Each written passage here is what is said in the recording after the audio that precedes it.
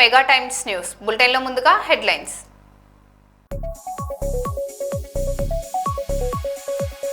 కొండపాకలో Shri Sathya Sai Sanjeevani heart center ను సందర్శించిన హరీష్ రావు, విజయ్ దేవరకొండ.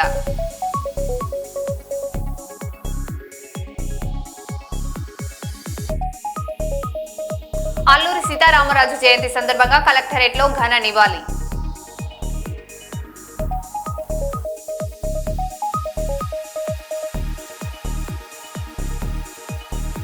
గాంధీ ఆసుపత్రిలో విహెచ్ ను పరామర్శించిన సీనియర్ కాంగ్రెస్ నేత జానారెడ్డి.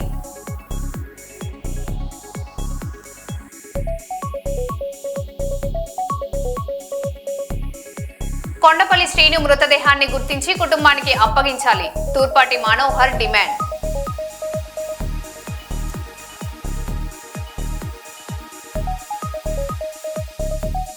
తొలి అమరుడు దొడ్డి కొమరయ్య ఆశయాలు నేటి తరానికి ఆదర్శం, జిల్లా కలెక్టర్ చాహద్ బాజ్పాయ్.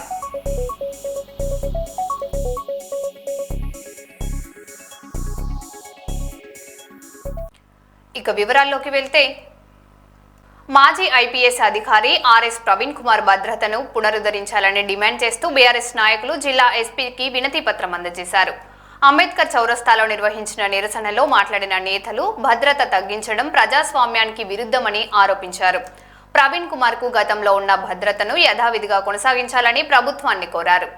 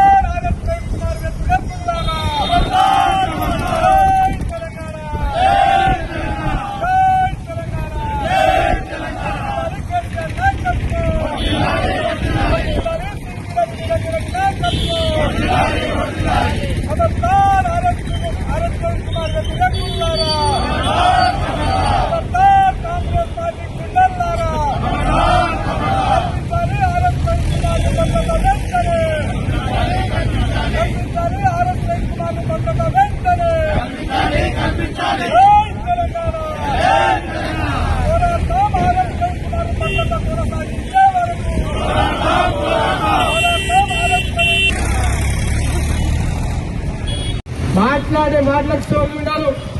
వీధి రౌడీలాగా మాట్లాడతాడు. తొండలెక్కిస్తా, తొక్కుతా, పీలుస్తా, పండబెడతా, కొడతా అని చెప్పి మాట్లాడే ముఖ్యమంత్రి ఎక్కడ దేశంలో కూడా ఎవరు ఎవరైనా ఉన్నారంటే ఒకే ఒక్కరు భాగంగా రేవంత్ రెడ్డి.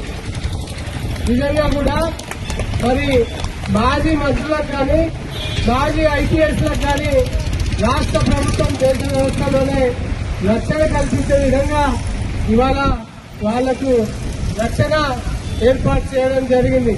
ఇప్పటికి కూడా కాంగ్రెస్ పార్టీలో గతంలో 9 ఏళ్లు బీఆర్ఎస్ పార్టీ ఉంటే గతంలో ఉన్న మరి మీ మాజీ మంత్రులకు మేము సెక్యూరిటీ ఇవ్వలేదా? మీ మాజీ ఐఏఎస్లకు ఐపీఎస్లకు మేము సెక్యూరిటీ ఇవ్వలేదా? ఒక్క మాట స్పష్టమవుతుంది. పోలీసు వాళ్ళని చూస్తే భయం ఎవరికైతుంది? దొంగలకైతుంది. మీరు నిజంగా దొంగలు. ఇవాళ ఈ పాలన నడుపుతున్న మంత్రులు గాని ముఖ్యమంత్రి గాని పక్కా దొంగలే. అందుకే ఆర్ఎస్ లాంటి పోలీసులు చూస్తే నీ లాగులు నడుస్తున్నాయి. కానీ ఏం చేస్తుంది ఇప్పుడు?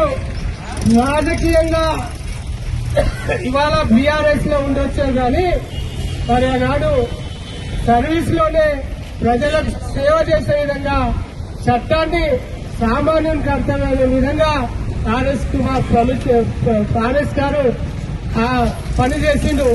గురుకులాలని గౌరవ కేసీఆర్ గారితో దళిత బహుజనుల బిడ్డలందరూ కూడా ఉన్నత చదువులు చదవాలంటే గురుకులాలే తెలంగాణని చెప్పి ఆనాడు ముఖ్యమంత్రి కేసీఆర్ గారితో 10 సంఖ్యలో ఉన్నటువంటి గురుకులాలను 100ల సంఖ్యకు తీసుకొచ్చి ఎవరెస్ట్ శిఖరాన్ని కూడా దళిత బిడ్డలను గిరిజన బిడ్డలకు ఇచ్చిన చరిత్ర ఆర్ఎస్ ప్రవీణ్ కుమార్ గారిది.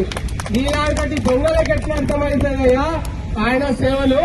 మీరు నిజంగా కూడా క్రైమ్ అంటే ఏందో క్షుణ్ణంగా చట్టం తెలిసిన వ్యక్తి, పార్టీ ప్రధాన కార్యదర్శిగా ఉండి ఇవాళ మన దొంగతనాలు దోపిడీతనాలను బయట పెడతాడనే దురుద్దేశంతోనే కేవలం ఆయన రక్షణను వెనక్కి తీసుకోవడానికి కారణం, ఆయన భద్రతను వెనక్కి తీసుకోవడానికి కారణం, తనను అంతం చేయడానికి ఈ కాంగ్రెస్ గూండాలు పసిగట్టుకొని ఆర్ఎస్ ప్రవీణ్ కుమార్ గారిని అంతం చేయాలని చెప్పి ఈ రక్షణ వ్యవస్థను వెనక్కి తీసుకున్నారు బిడ్డ.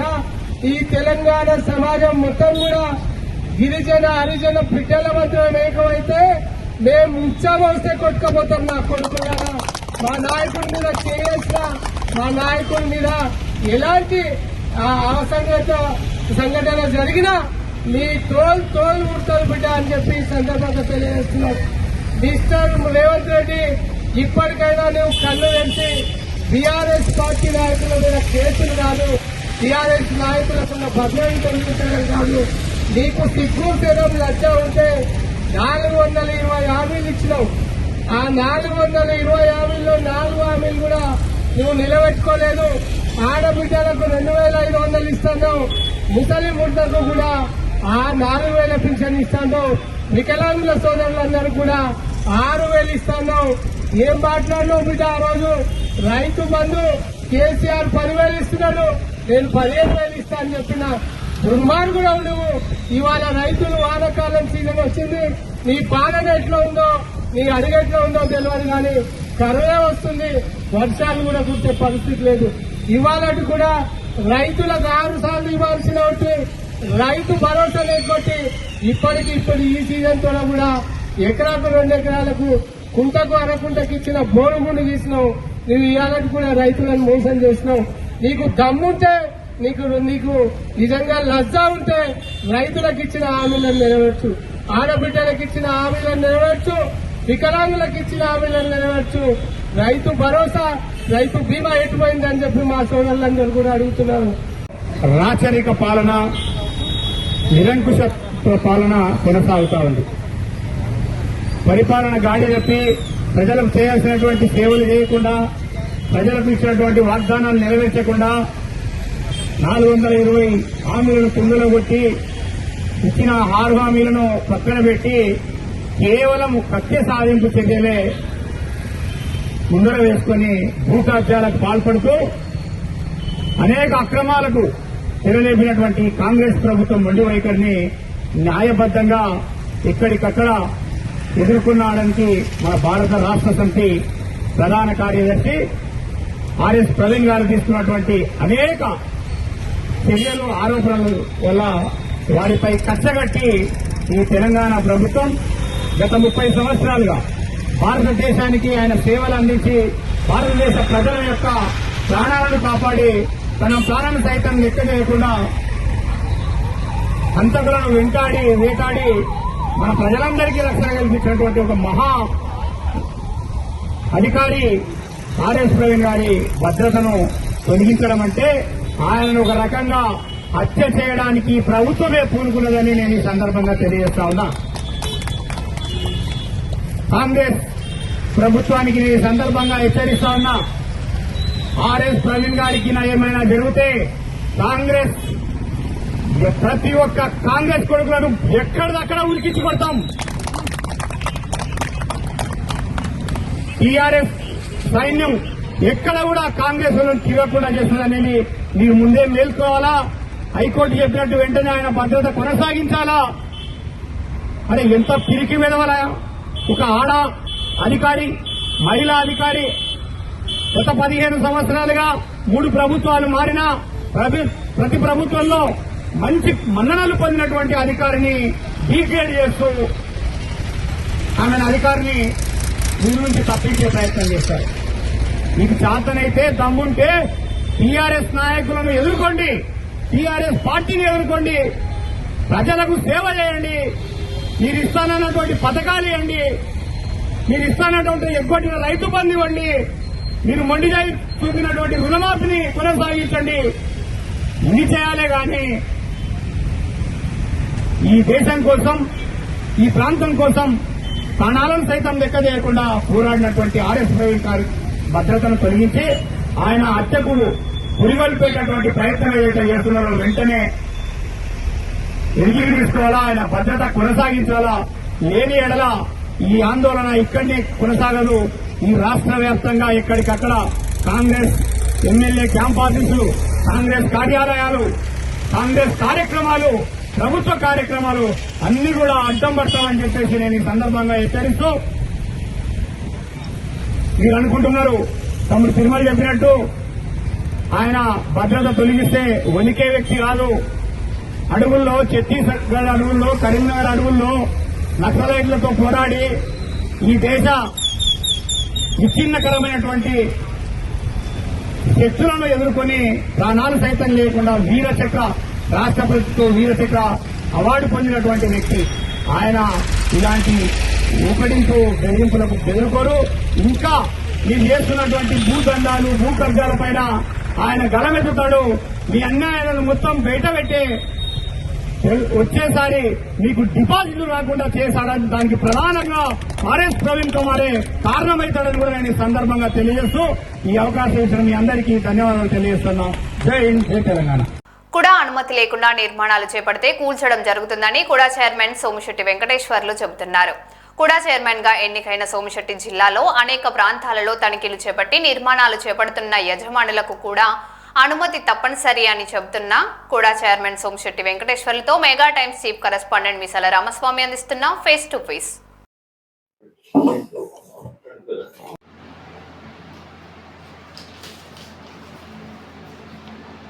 కాబట్టి ఇప్పుడు నీకు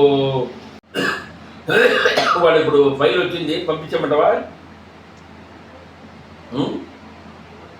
నీకు తిరిగి కదా. కర్నూలు జిల్లాలో నిర్మాణం చేపట్టే యజమానులకు కూడా అనుమతి తప్పనిసరి అని చెప్పేసి కూడా చైర్మన్ సోమిశెట్టి వెంకటేశ్వర్లు చెప్తున్నారు. అయితే జిల్లాలో అనేక చోట్ల కూడా అనుమతి లేకుండా నిర్మాణాలు చేపడుతున్నారు. మరి స్వయంగా చైర్మన్ గారే వాటిని పరిశీలించడం జరుగుతుంది, నిషేధాజ్ఞలు ఇవ్వడం జరుగుతుంది. మన మధ్యన కూడా చైర్మన్ సోమిశెట్టి గారు ఉన్నారు, ఆయన అడిగి తెలుసుకుందాం. సార్ చెప్పండి సార్, కూడా అనుమతి లేకుండా నిర్మాణాలు చేపడుతున్నారు, మీరు ఎలాంటి యాక్షన్ తీసుకుంటారు? ఇంతకుముందు గత ప్రభుత్వంలో 5 ఏళ్ళు వాళ్ళు ఇష్టం వచ్చినట్టు అనుమతులు లేకుండా చాలా రిలేటెడ్ దందా చేసినారు. అటువంటివన్నీ నేను వచ్చిన తర్వాత చైర్మన్ అయిన తర్వాత అవి గుర్తించి 14 నియోజకవర్గాలు మొత్తం తిరిగి ఎక్కడెక్కడైతే అనుమతులు లేకుండా లేఅవుట్లు వేశారో వాళ్ళ మీద నోటీసులు ఇవ్వడం, వాళ్ళ మీద కఠినమైన చర్యలు తీసుకోవడము. మీరు ఇమ్మీడియట్గా కూడా అప్రూవల్ పెట్టుకోకపోతే డెమాలిష్ చేస్తాం, లేకుంటే మేము మీద యాక్షన్ తీసుకుంటామని చెప్పడం జరిగింది. దానికి కొంతమంది అంతలోపల ప్రభుత్వము ఒక గొప్ప అవకాశం ఇచ్చి ఎల్ఆర్ఎస్ స్కీమ్ అనేసి కొత్తగా వచ్చింది. ఈ ఎల్ఆర్ఎస్ మీకు స్కీమ్ వచ్చింది కాబట్టి ప్రభుత్వం ఒక మంచి అవకాశం ఇచ్చింది. ఈ అవకాశాన్ని మీరు సద్వినియోగం చేసుకొని ఎల్ఆర్ఎస్ పెట్టుకోండి. నాన్ లేఅవుట్ ఎవరెవరు ఉండరో ఫ్లాట్ కొన్నవాళ్ళు యజమానులు కానీ, రిలీజ్ చేసినటువంటి అధికారులు కానీ, వాళ్ళు వ్యాపారస్తులు కానీ ఇమ్మీడియట్గా మీకు దీనికి ఎల్ఆర్ఎస్ ద్వారా మీకు రెగ్యులరైజ్ చేసేదానికి సిద్ధంగా ఉన్నాము. దానికి తగినటువంటి రుసుము చెల్లిస్తే ప్రభుత్వానికి మీకు న్యాయం జరుగుతుంది అని చెప్పడం జరిగింది. దానికి ఈరోజు మాకంతా 14 నియోజకవర్గాలు జరిగితే 3600 అప్లికేషన్లు వచ్చినాయి. రెస్పాన్స్ బాగా వచ్చింది, బ్రహ్మాండంగా వచ్చినాయి. అదేవిధంగా ప్రభుత్వ అనుమతి లేకుండా బిల్డింగులు కొంతమంది కట్టారు. అంటే లాడ్జీలు కానీ కొన్ని ఈ బిల్డింగులు అక్కడక్కడ కట్టిన 2 ప్రభుత్వ అనుమతులు లేకుండా కట్టినటువంటి వాళ్ళకు కూడా వాళ్ళకి నచ్చజెప్పి మీరు అనుమతి ఎందుకు తీసుకోలేదు అంటే, గతంలో మాకు పంచాయతీ అప్పులు ఇచ్చినారు, పంచాయతీ అప్పు చెల్లదు, కమర్షియల్ అయితే ఇంటికైతే తీసుకోవచ్చు అంటే వాళ్ళు కూడా ఇమ్మీడియట్గా రెస్పాన్స్ అయ్యి ప్రభుత్వం అప్పుడే కూడా బీపీఎస్ స్కీమ్ ఇచ్చి బిల్డింగ్ రెగ్యులరేషన్ స్కీమ్ వచ్చింది. అది కూడా కూడా చాలామందిని ఒప్పించి బీపీఎస్ పెట్టించి వాళ్ళకు కూడా కొంతమందికి రెగ్యులేషన్ ఇవ్వడం జరుగుతుంది చెప్తే ఇమ్మీడియట్ చాలామంది కూడా కట్టారు. అదేవిధంగా కొంతమంది దానికి ఇష్టం వచ్చినట్టు ఇప్పటికి కొంతమంది ఇంకా డ్రామాలు ఆడుతున్నారు.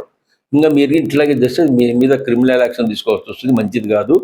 బిల్డింగ్ అప్రూవల్ లేకుంటే బిల్డింగ్ మీరు కింద రెగ్యులరైజ్ చేసుకోకపోతే బిల్డింగ్ కూడా డెమాలిష్ చేస్తామని కూడా చెప్పడం జరిగింది.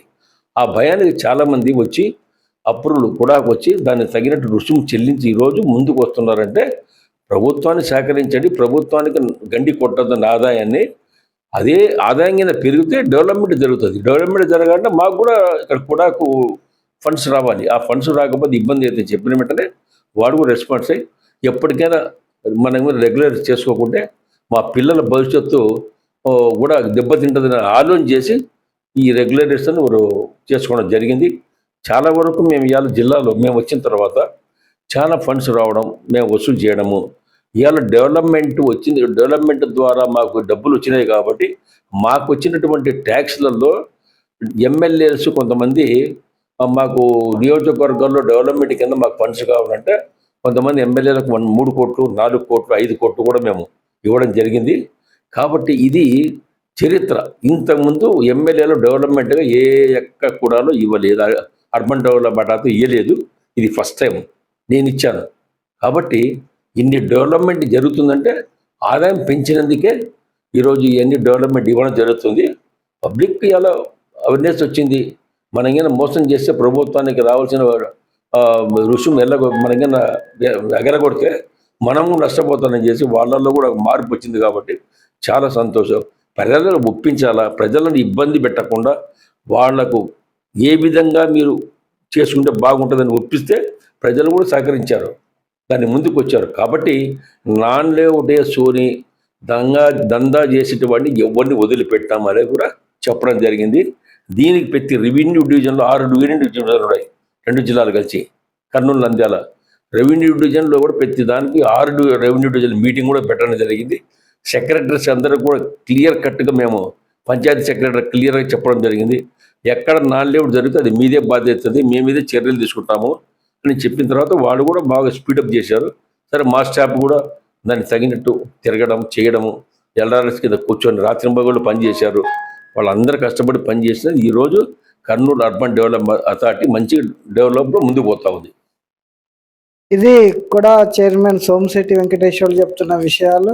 అయితే గత వైఎస్ఆర్సీపీ ప్రభుత్వ హయాంలో కూడాని గాలికి వదిలేశారని, అయితే కూటమి ప్రభుత్వం అధికారంలోకి వచ్చాక కూడా అభివృద్ధి చెందుతూ నియోజకవర్గాలకు కోట్లాది రూపాయలు అభివృద్ధి కొరకు కూడా ఇస్తుందని చెప్పేసి కూడా చైర్మన్ సోమిశెట్టి వెంకటేశ్వర్లు చెప్తున్నారు.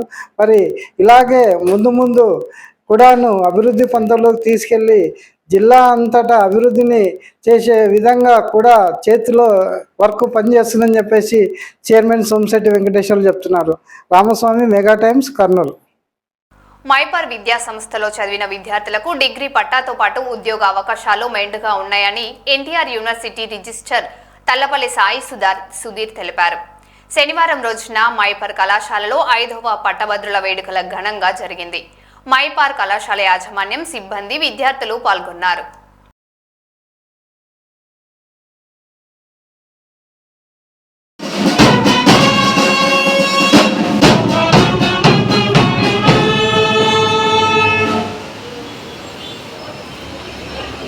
వీళ్ళ ట్రైనింగ్ అవర్స్ ఎట్లా ఉంటాయి, ప్రాక్టికల్స్ ఎట్లా ఉంటాయి, ఇవన్నీ మీ పిల్లలు కోసం మీ అందరూ కూర్చొని ఉండవలసిందిగా రిక్వెస్ట్ చేస్తూ now felicitation program for all the presently serving as a registrar of Dr. NTR University of Health Sciences, Vijayawada.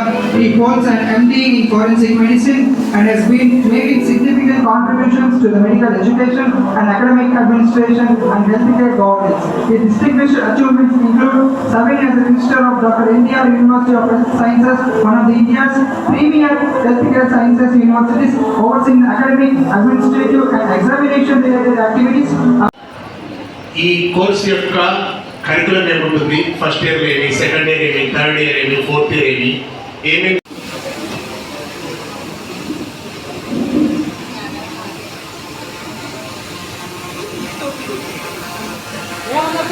band people, please be ready for dissolution. Band, SAP camp band, be ready for closing ceremony. Band, please come for a group photo. Boys, please go and tell the students in the mic వినిపిస్తుంటే please invite all the volunteers. వెళ్ళి బయట ఉన్నటువంటి graduates కూడా group photos రమ్మనండి. Now national anthem shall be played. After that group photo, after that it is displayed. Please stand up for the national anthem, everyone. వాళ్ళ interest ఏంటంటే తల్లిదండ్రులు చేయించినారు, టీచర్లు చదువు చెప్పినారు అంటే చదువు రాదు. వీళ్ళు చేస్తున్న మెథడాలజీ వల్ల చదువు అంటే నిజంగా ఇంట్రెస్ట్, ఈ కోర్స్ అంటే ఇంట్రెస్ట్, ఇన్ని సబ్జెక్ట్స్ మీద ఇంట్రెస్ట్ అవగాహన ఉన్నప్పుడు మాత్రమే మనము దీంట్లో చేరుతున్నాం కాబట్టి అన్ని తెలుసుకొని ఖచ్చితంగా చేరిన ప్రతి స్టూడెంట్ కూడా శ్రద్ధతో చదివి వాళ్ళ భవిష్యత్తును పునర్నిర్మించుకుంటారు. చాలా ఆపర్చునిటీస్ ఉన్నాయి. ఒక బీఫార్మసీ చేయడం అంటే మనము బిజినెస్ సైడ్ పోవచ్చు, ఎంప్లాయ్మెంట్ సైడ్ పోవచ్చు, ఎడ్యుకేషనల్ సైడ్ పోవచ్చు, రీసెర్చ్ సైడ్ పోవచ్చు, ఎంటర్ప్రీనర్గా పోవచ్చు, వాట్ నాట్. ఒకటి కాదు, ఏమీ లేదు అంటే కన్నా మేడం చెప్పినట్టు ఒక రెండవ దేవుడిగా ఒక మెడికల్ షాప్లో వెళ్ళవచ్చు. దో ఇట్ ఈస్ ఎథికల్ మారలా అంటే కాదు, కానీ కనీసం ఏమి చదువురాని వాడు ఇచ్చే మందు కన్నా ఆ చదువు ఇచ్చే మందు గురించి ఏ జబ్బు పనిచేస్తుందో పూర్తిగా అవగాహన కలిగిన ఒక వ్యక్తి కూడా చాలా బెటర్ అవుతుంది కదా. ఓనామాలు లేకుండా 9th క్లాస్ 10th క్లాస్ పేరు ఇచ్చేవాడు ఒక ఆర్ఎంపీ డాక్టర్. ఆర్ఎంపీ అంటే మేము యాక్చువల్గా మేము ఎందుకు ఆ పేరు వాళ్ళకి ఇచ్చేసినాము. ఆర్ఎంపీ అంటే రిజిస్టర్డ్ మెడికల్ ప్రాక్టీషనర్.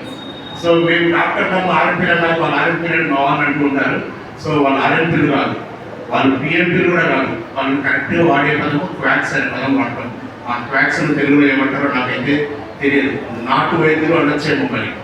సో అది సో మీరు ఇక్కడితోనే మీ ప్రయాణం ఆగిపోలేదు. ఇంతకుముందు చెప్తున్నాను, మీరు చిన్నప్పుడు పుట్టినప్పుడు మనము ఇంటర్మీడియట్లోనో 10th మనము లైఫ్ సైకిల్ చదువుకొని ఉంటాం. ఒక ఈగలో ఒక బటర్ఫ్లైలో ఏదైనా సరే ఏం చేస్తాయి అవి ముందు 4 స్టేజ్. నా కాలేజీలో 100 సీట్లు ఉన్నాయి, 50 సీట్లు ఉన్నాయి, నాకు ఆ సీట్లు నిండితే చాలు, దానికి సంబంధించిన ఫీజు వస్తే చాలు, డబ్బులు వస్తే చాలు అనుకున్న ఈ రోజుల్లో మీరు చేరడం అనేది గొప్ప కాదు. మీరు చేరిన తర్వాత బయటికి పోయిన తర్వాత ఖచ్చితంగా మీరు ఒక మంచి రెస్పాన్సిబుల్ సిటిజన్ ఆఫ్ ఇండియా అయినప్పుడే మీకు మేము చెప్పిన చదువు కానీ మా ఇన్స్టిట్యూట్ యొక్క రెప్యుటేషన్ కానీ దాని మీద డిపెండ్ అయిపోతుందని ఆలోచించి మీ భవిష్యత్తు కోసం ఇంత ప్రణాళికలు సిద్ధం చేయడం అనేది చిన్న విషయం కాదు. So just I gone through so many icons there in the computer. చాలా చాలా ఉన్నాయి అసలు చూస్తుంటే. కొన్ని చూస్తుంటే మా మెడికల్ కార్యక్రమంలో మా ఎంబీబీఎస్ కానీ బీడిఎస్ కానీ మిగతా ఆయుష్ కోర్సెస్ కానీ వాటిలో కూడా కొన్ని అడాప్ట్ చేస్తే బాగుంటుందేమో. ఎంబీబీఎస్ స్టూడెంట్స్ బీడిఎస్ వాళ్ళకు పీజీ ఎండి ఎంఎస్ చేసే వాళ్ళు కూడా ఈ విధమైన మెథడాలజీ తీసుకుంటే కొంచెం ఇంప్రూవ్ చేయొచ్చేమో ఒక చిన్న ఆలోచన వచ్చే విధంగా అంత నీట్గా దాన్ని ఫార్ములేట్ చేసినారంటే it's not a small thing. అది ఏదో ఆశించి చేస్తే కాదు, అది పిల్లల భవిష్యత్తు బాగుండాలని తప్పన ఆ పిల్లల ద్వారా ఈ ఇన్స్టిట్యూట్ మైబాల్ ఇన్స్టిట్యూట్కు ఖచ్చితంగా ఒక పేరు రావాలి అన్న ఒక తపన ఉంటే మాత్రమే ఇటువంటి కార్యం సాధన అవుతుంది. First of all I congratulate you all, ఎవరైతే సక్సెస్ అయినారో వాళ్ళందరికీ. సో అన్ని కాలేజీలు చదువు చెప్పి చేతికి డిగ్రీ ఇచ్చి ఇంటికి పంపిస్తున్నాయి. ఇక్కడ బాగా నచ్చింది ఏమంటే చదువు చెప్పి చేతికి డిగ్రీ ఇచ్చి చేతికి ఒక ఉద్యోగం కూడా ఇచ్చి పంపిస్తున్నారు. ఇంతకన్నా గొప్ప విషయం ఇంకోటి లేదు. సో మనము మీరు మీ పిల్లల్ని ఒక చిన్న స్టూడెంట్గా ఇక్కడ చేర్పిస్తే మీరు చేర్పించిన మీ పిల్లవాడు ఒక విద్యార్థి ఒక ఉద్యోగస్తులే బయటకు వస్తున్నాడు తప్ప ఒక డిగ్రీ తీసుకొని బయటికి రావడం లేదు. సో ఇంతకన్నా తల్లిదండ్రులకు కావాల్సింది ఏం లేదు. I heartfully congratulate you, sir, and definitely it's a great achievement on behalf of the Maypur College. హైదరాబాద్లోని కేఎల్ఎన్ ప్రసాద్ ఆడిటోరియంలో ఇండియన్ యూత్ కాంగ్రెస్ ఆధ్వర్యంలో నేషనల్ లీగల్ కాంక్లేవ్ నిర్వహించారు. ఈ కార్యక్రమంలో టీపీసీసీ అధ్యక్షుడు మహేష్ కుమార్ గౌడ్, మంత్రులు పొన్నం ప్రభాకర్, వివేక్ వెంకటస్వామి తదితరులు పాల్గొన్నారు. దేశవ్యాప్తంగా హాజరైన న్యాయవాదులు, న్యాయ విద్యార్థులు రాజ్యాంగ పరిరక్షణ, న్యాయ వ్యవస్థ బలోపేతం, ప్రజాస్వామ్య వివరాలపై చర్చించారు. యువకుడిగా వారి రాజకీయ అవగాహన కొత్త ద్రోణాచార్యుడు ఏకలవ్యులాగా నేర్చుకోగలిగే అవకాశం దొరికింది. మేము ఎన్ఎస్సీ రాష్ట్ర అధ్యక్షుడు అయినప్పటికీ వారికి కొంత రోజు పిసిసి అధ్యక్షుడిగా, దాని తదుపరి నేను పార్లమెంట్ సభ్యుడు అయ్యేప్పటికీ వారు ముఖ్యమంత్రిగా, ఈ విధంగా అనేక సందర్భాల్లో కలిసి నడిచి పోయేటువంటి అవకాశం 2005లో మార్కెట్ చైర్మన్గా, 9లో పార్లమెంట్ సభ్యుడిగా, వారు 10లో ముఖ్యమంత్రిగా, అనేక సందర్భాల్లో గౌరవ పార్లమెంట్ సభ్యులు మాజీ ఇప్పుడు మంత్రి వివేక్ గారు, మేము ఉన్నటువంటి ఒక ఆప్యాయతతో మాకు ఎప్పుడు కూడా వారి దగ్గర అనేక సందర్భాల్లో నేర్చుకునేటువంటి అవకాశం వచ్చింది.